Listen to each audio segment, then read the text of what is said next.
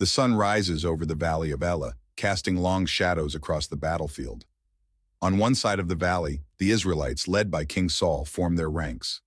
The air is thick with tension and the scent of dust and sweat. The soldiers murmur among themselves, their eyes darting toward the opposite hillside where the Philistines have gathered. The Philistines, confident and imposing, stand in stark contrast to the anxious Israelites. Among them is Goliath, a giant clad in bronze armor that gleams in the morning light. He towers above the other soldiers, his presence intimidating and awe-inspiring. His booming voice echoes across the valley as he steps forward, issuing his daily challenge. Goliath, why do you come out and line up for battle? Am I not a Philistine, and are you not the servants of Saul? Choose a man and have him come down to me. If he is able to fight and kill me, we will become your subjects. But if I overcome him and kill him, you will become our subjects and serve us. The Israelites tremble at Goliath's words. They have heard his challenge for 40 days, and each day their fear grows.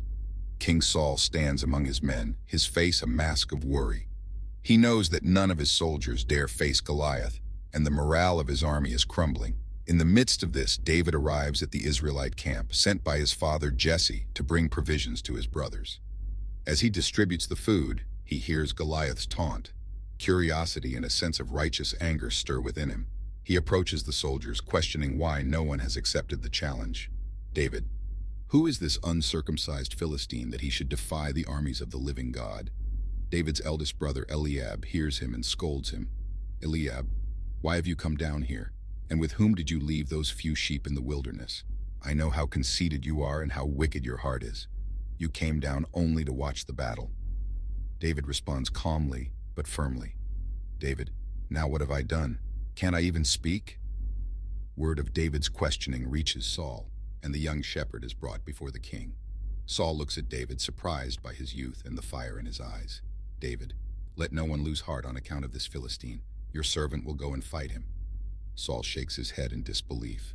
Saul, you are not able to go out against this Philistine and fight him. You are only a young man, and he has been a warrior from his youth.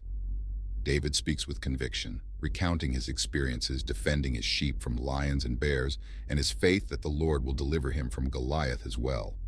Saul, moved by David's faith, reluctantly agrees and offers his armor to David.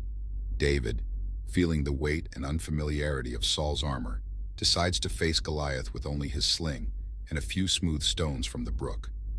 As he steps into the valley, the Israelite soldiers hold their breath, watching the young shepherd confront the giant. Goliath, seeing David approach, laughs, his voice dripping with disdain. Goliath, am I a dog that you come at me with sticks? Come here and I'll give your flesh to the birds and the wild animals. David, unshaken, responds with unwavering faith. David, you come against me with sword and spear and javelin, but I come against you in the name of the Lord Almighty, the God of the armies of Israel, whom you have defied. This day the Lord will deliver you into my hands, and I'll strike you down and cut off your head. All those gathered here will know that it is not by sword or spear that the Lord saves, for the battle is the Lord's, and he will give all of you into our hands. As Goliath moves forward, David runs toward him, reaching into his bag for a stone. With a swift practice motion, he slings the stone, and it strikes Goliath square in the forehead. The giant teeters, then falls face down to the ground. A collective gasp rises from both armies as David rushes forward, taking Goliath's sword and beheading him. Seeing their champion defeated, the Philistines turn and flee.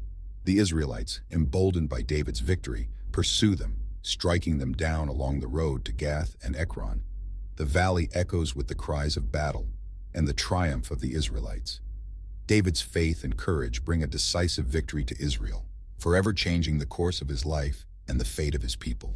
Thank you for watching. If you would like to hear more biblical adventures, please like and subscribe.